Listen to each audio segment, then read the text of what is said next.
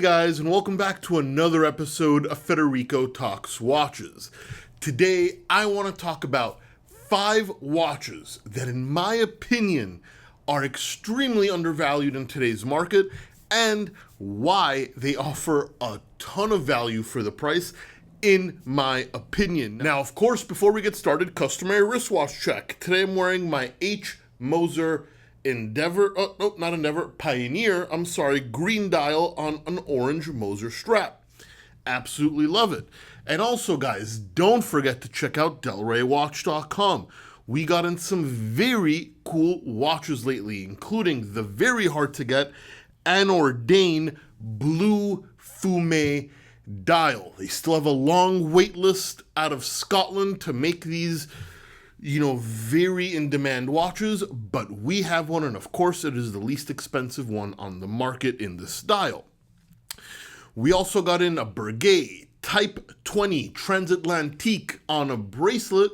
The Transatlantique is the date version. The iconic military Breguet chronograph is really, really hard to beat, and almost made it on this list, but of course it's slightly too iconic to be bargain basement. And of course we have the Ulysse Nardin tourbillon with the Grand Fou enamel dial. This tourbillon is one of the most affordable Swiss-made tourbillons on the market, and if you check out the price, I think you'd be very pleasantly surprised. All that and way more at DelRatcom, the best place for a watch geek to buy a watch. Link in the description below. Anyway, guys, as I said, I want to talk about 5 watches / broader category of watches that I feel are massively undervalued in today's hype market.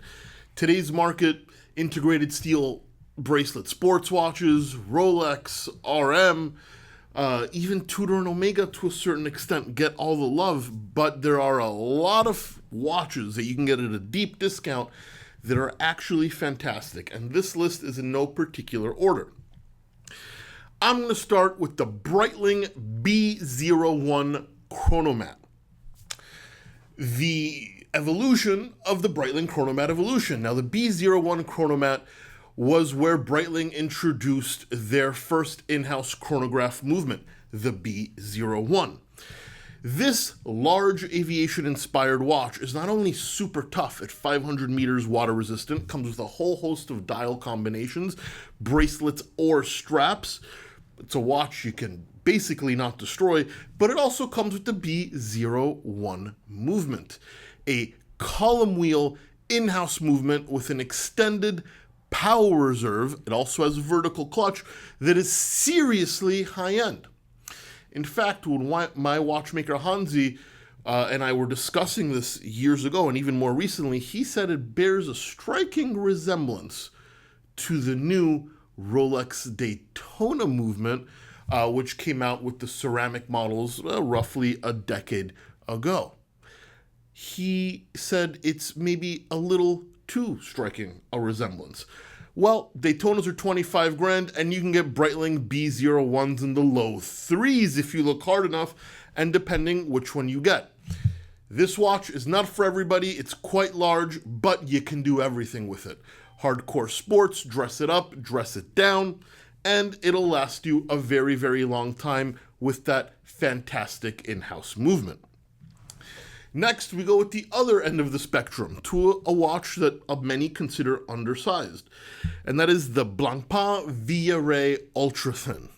Now, this is an ultra-thin watch made by Blanc Pon, as the name suggests, which comes in between 34 and 36 millimeters, manual wind manufacture Blanc Pon movement, and it is massively, massively thin and well decorated.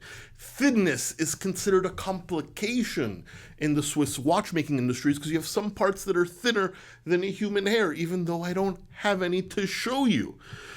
You can pick these up in solid gold for, in the 3s if you look. It's a no-nonsense enamel dial dress watch made by a brand that claims to be the oldest living watchmaker, But more importantly than that, there's real quality. Apart from the materials like enamel and gold, and reputation of Blanc Pon, which is pretty darn good, you also have that fantastic, beautiful manual wind movement, and many of them come with exhibition casebacks so you can see it at work. Definitely a dress watch, definitely not a watch you want to swim in, but for a gold, ultra elegant, very well-made watch for under $4,000, it's really hard to beat. Now we're moving to a category of watch, and I've said this before, but nice condition vintage Omega.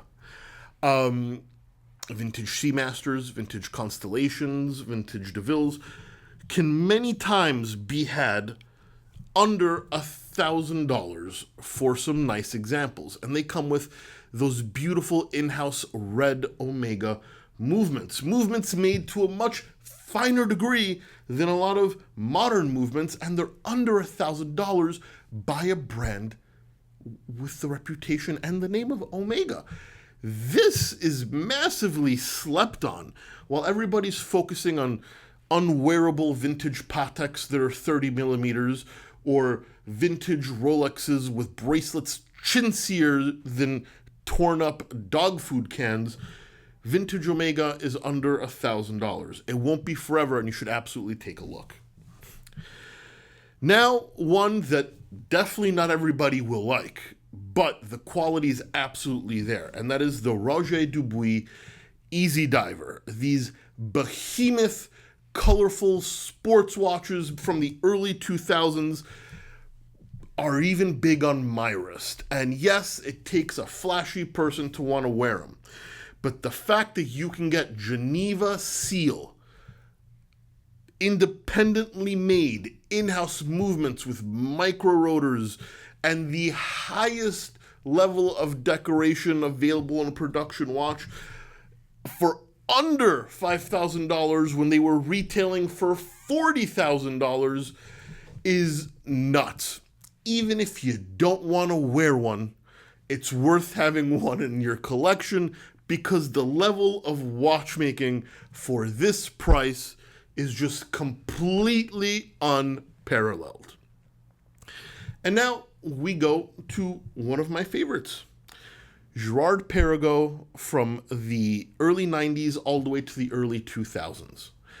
And I'm not talking about the Laureato. We're talking about like the dress watches or even the Ferrari series of watches. I just sold a white gold Gerard Perago Ferrari in 40 millimeters with an in-house chronograph for $4,200. And then after I sold it, I figured, you know what? I could have melted it for more than that. Gerard Perago is a staple in Swiss watchmaking. They make in-house movements. They have innovated. They've been around for a very long time. Yes, they don't have the same prestige as maybe JLC or Zenith, even though I think they make better watches for Zenith than Zenith for the most part, apart from maybe the El Primero. The level of watchmaking is great. I mean, JLC has used GP movements, AP has used GP movements, Cartier has used GP movements, and you can get stainless steel in-house GP movements, in some cases under $3,000. I just sold a gold chronograph example for under $5,000. I mean, that is real value, guys.